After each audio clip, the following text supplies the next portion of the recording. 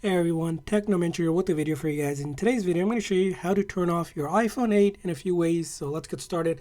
Now the simple and the easiest way is just simply holding on to this lock or the power button for about a few seconds. So the key is holding it down for a few seconds. If you just simply let it go without this menu popping up, it's not going to work. So it takes about maybe like 5 seconds or so before this menu pops up. You can simply slide over and that will turn off your iPhone. Now, if that doesn't work for you, the other way to do it without the button is going into your settings. From there on, you're going to go to General and then scroll all the way down here where it says Shutdown, and the same exact menu will pop up, and you can simply slide over like that, and that will turn off your iPhone 8. Now, you might be wondering, how do I turn it back on? Now, to turn it back on, you're just going to simply hold on to that power button until you see the Apple logo appear. And again, it will take at least probably 3 to 5 seconds.